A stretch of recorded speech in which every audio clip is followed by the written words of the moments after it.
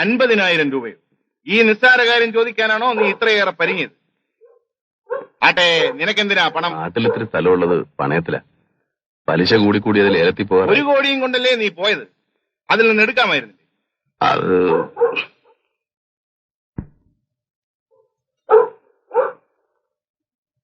നാട്ടിൽ പോയാൽ ഉടനെ മടങ്ങി വരണം. ശരി, 2 ദിവസത്തിനുള്ളിൽ ഗൾഫ് പാർട്ടി വരും. നീ കാർ കൊണ്ടുപോയിക്കോ. കാറ് വേണ്ട സാർ, അത്രയും ദൂരം ഡ്രൈവ് ചെയ്ത് പോകാൻ വയ്യ. പനി തീരെ വിട്ടു മാറിയിട്ടില്ല. നിന്റെ ഇഷ്ടം. എപ്പോഴാ പോകുന്നത്? രാവിലെ.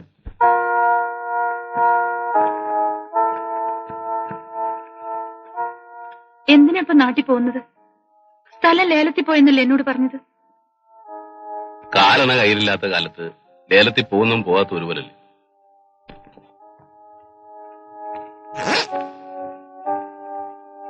പോയിട്ട് വരട്ടെ.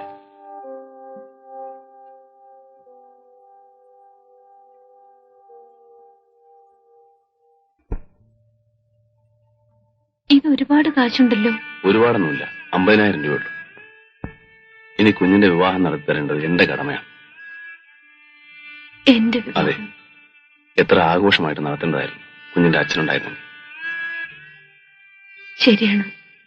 ജയിലിൽ കിടക്കുമ്പോഴും അച്ഛന്റെ വലിയൊരു ആഗ്രഹമായിരുന്നു എന്റെ വിവാഹത്തിൽ പങ്കുകൊള്ളണമെന്ന്. ജയിൽ സൂപ്രണ്ടിനോട് എന്നും കെഞ്ചുമായിരുന്നു പരോളിൽ വിടാൻ. മോഹന്റെ അച്ഛനൊരു മര്യാദ കാണിച്ചു. ജയിലിൽ ചെന്ന് അച്ഛന്റെ മുഖത്ത് നോക്കി പറഞ്ഞു വിവാഹം സാധ്യമല്ലെന്ന്. എനിക്കൊരു വിഷമവും തോന്നിയില്ല. പക്ഷെ അച്ഛൻ ഒരു കണക്കിന് അതാ ഭാഗ്യം. ഉറങ്ങിക്കിടക്കുമ്പോ ആരെയും ബുദ്ധിമുട്ടിക്കാതെ അച്ഛനാ ഭാഗ്യം അർഹിക്കുന്നുണ്ടാവില്ല. ഓ, അമ്മയോ? ഭ്രാന്താശുപത്രിക്കുള്ളിൽ ഇങ്ങനെയുള്ള വികാരങ്ങളൊന്നും കടന്നു ചെല്ലാറില്ലല്ലോ. അച്ഛൻ മരിച്ചതറിഞ്ഞിട്ടും അമ്മ ഒന്നും പറഞ്ഞില്ല. ജോലി കളഞ്ഞു. ഇനി അല്പം സോഷ്യൽ സർവീസ് ആകാമെന്ന് വെച്ചു അല്ലേ? കുഞ്ഞെ, 50,000 രൂപ പോയാലെന്ത്? ഒരു വേശ്യ രക്ഷപ്പെടുമല്ലോ.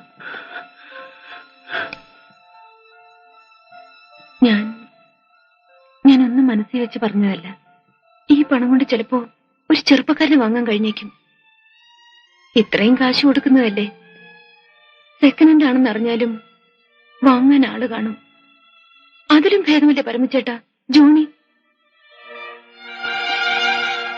സമയം ഒരുപാട് വൈകി. ഞാൻ പോട്ടെ. ഇനി എന്നെ കാണാൻ വരരുത്. കുഞ്ഞെ,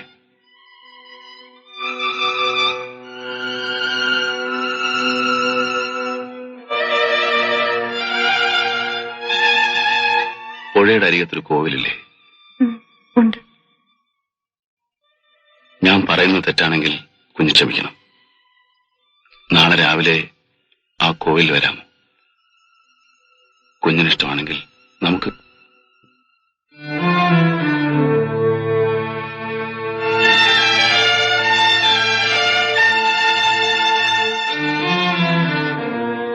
കുഞ്ഞിനിഷ്ടമാണെങ്കിൽ മാത്രം.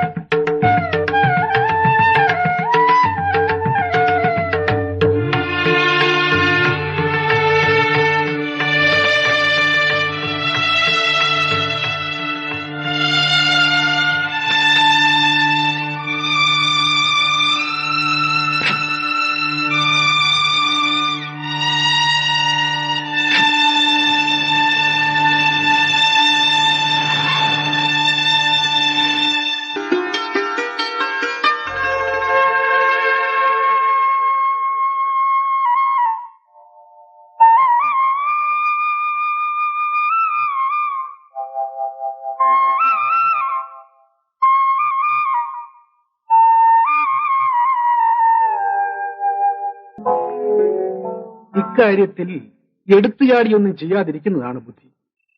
അവന്റെ 1 കോടിയാണ് നിന്റെ കയ്യിലുള്ളത്. അത് ചോദിക്കാൻ അവൻ വന്നേ പറ്റൂ. വരുമ്പോഴോ പണം കൊടുത്തു വിടണം? കൊടുത്തുവിടണം, പക്ഷെ പണവുമായി എസ്റ്റേറ്റിൽ അവൻ എത്താൻ പാടില്ല. ഓ എന്ന് മഹർഷി സാറിനോട് ഞാൻ ഒന്നും ഒളിച്ചു വെക്കുന്നില്ല. ഞാനും പരമവും വളരെ അടുത്ത് കഴിഞ്ഞവരാണ്, വളരെ അടുത്ത്. അത്ര പെട്ടെന്ന് പൊട്ടിച്ചെറിയാൻ കഴിയാത്ത പല പഴയ കടപ്പാടുകളുമുണ്ട്. പക്ഷേ ഇന്നെന്റെ ഏറ്റവും വലിയ ശത്രു അവനാണ്. സാറേ, എന്റെ കയ്യിൽ പണമുണ്ടെന്നേ ഉള്ളൂ. മനസമാധാനത്തോടെ ഒരു രാത്രി ഉറങ്ങിയിട്ട് നാളുകൾ എത്രയായെന്ന് അറിയാമോ?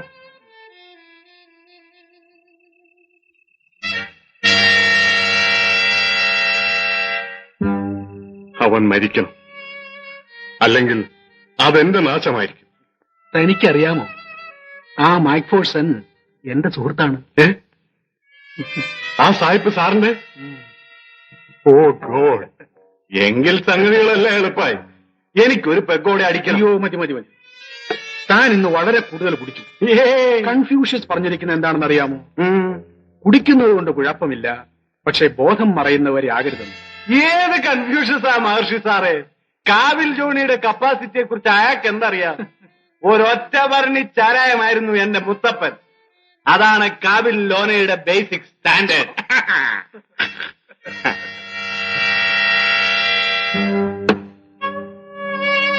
സാറ് പറഞ്ഞത് നേരാ, കുറെ കൂടുതൽ കുടിച്ചു. ഇവൻ മദ്യമാണെന്ന് വിചാരിച്ചാൽ ഇനി ഇറങ്ങത്തില്ല. അതുകൊണ്ട് ഇവൻ മദ്യമല്ല, രക്തമാണ്. പരമുവിന്റെ രക്തം.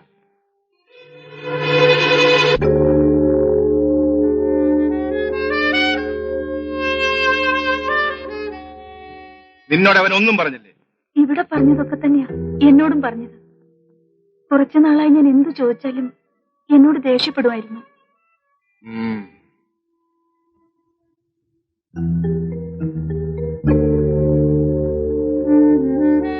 നാട്ടിൽ പരമവന്റെ സുഹൃത്തുക്കൾ ആരൊക്കെയാണ്? അങ്ങനെ പറയത്തക്ക കൂട്ടുകാരാരുമില്ല. വല്ലപ്പോഴും ഒക്കെ നാട്ടിൽ വന്നോണ്ടിരുന്നത്. അധികകാലം തങ്ങാറുമില്ലായിരുന്നു. ആ പെട്ടി നിന്റെ വീട്ടിൽ ഏൽപ്പിക്കുന്നല്ലേ പറഞ്ഞത്? അതെ. ആരെ ഏൽപ്പിക്കും? അച്ഛനെ. ഏൽപ്പിച്ചിട്ടില്ലെങ്കിലോ? ഞാൻ പോയി അന്വേഷിക്കാം സാർ. വേണ്ട, നിന്നെ ഇപ്പോൾ അങ്ങനെ ബുദ്ധിമുട്ടിക്കുന്നത് ശരിയല്ല. നിന്റെ നാട്ടിൽ എനിക്കൊരു സുഹൃത്തുണ്ട്, മഹർഷി മാത്യൂസ്. ഒന്ന് ഫോൺ ചെയ്താൽ മതി, 1 മണിക്കൂറിനകം അയാൾ വിവരം പറയും. കൂടുതൽ ആൾക്കാർ അറിയണ്ടെന്ന് കരുതി ഇത്രയും നാൾ ഞാൻ ക്ഷമിച്ചു. But today is the 10th day.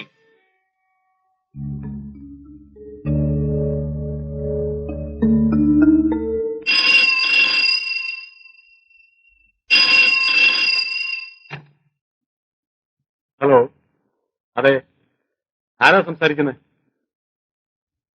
1 second, വിളിക്കാം. സാറേ, സായിപ്പ്.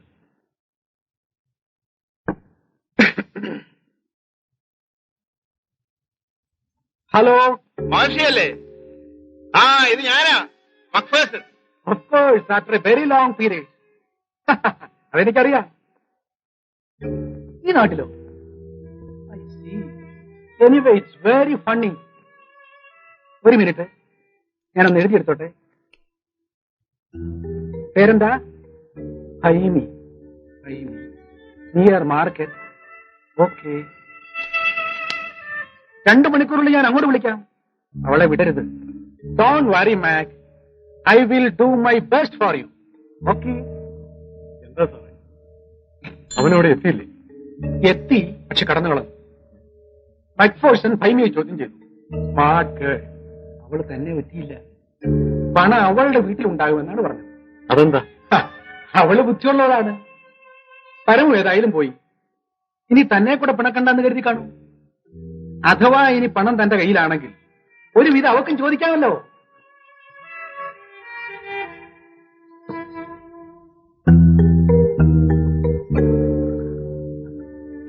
അവൻ ഗീതയും കൊണ്ട് കടന്നു കാണും.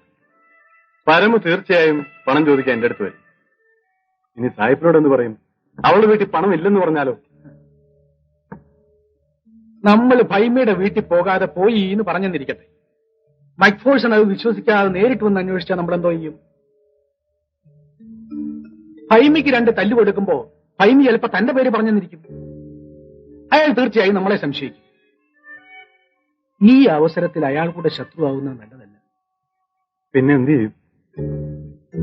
അവളുടെ അച്ഛനെ വിളിച്ചേർത്ത് ചോദിക്കാം, ഇവിടെ പരമു ഒരു പെട്ടി കൊണ്ടുവന്നിരുന്നോ? ഭാഗ്യത്തിന് പരമു വന്ന് താനും ഞാനും ഗീതയും അല്ലാതെ ഒരു കുഞ്ഞു നാട്ടിൽ അറിഞ്ഞിട്ടില്ല. അത് കൊള്ളാം. എന്നാ നമുക്ക് ഇറങ്ങാൻ സാറേ, നേരം കളയണ്ട. സാഹിബ് നമ്മുടെ ഫോണിന് വേണ്ടി കാത്തിരിക്കുന്നുണ്ടാവും.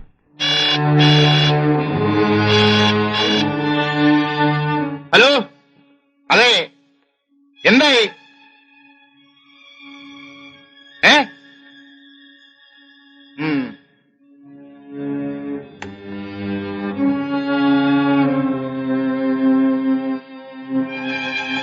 പെട്ടി എന്റെ വീട്ടിലുണ്ടായിരിക്കണേ.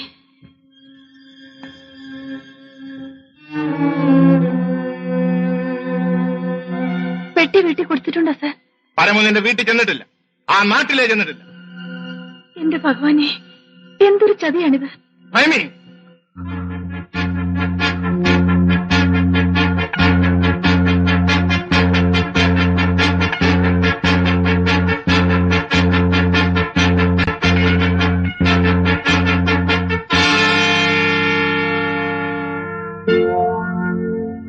നിന്നെ എനിക്ക് ഉപദ്രവിക്കണമെന്നില്ല.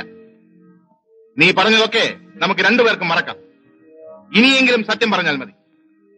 പറയൂ, പരമു എവിടെ? എന്നോട് ഇനി എങ്ങനെ ചോദിക്കാതെ സാർ?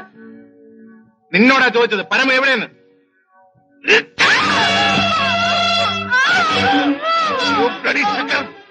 പറയടി, ആരുടെ കയ്യിലാ പരമു വെട്ടി കൊടുത്തത്? ജോണി,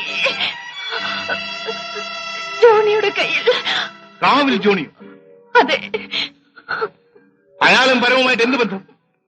കൂട്ടുകാരനാണ്. പണക്കാരനായ ജോണി ആ തെണ്ടിയുടെ കൂട്ടുകാരനാണല്ലേ? നീ പറയുന്ന എന്ത് നുണയും ഞാൻ വിശ്വസിക്കുമെന്ന് നീ വിചാരിച്ചു അല്ലേ?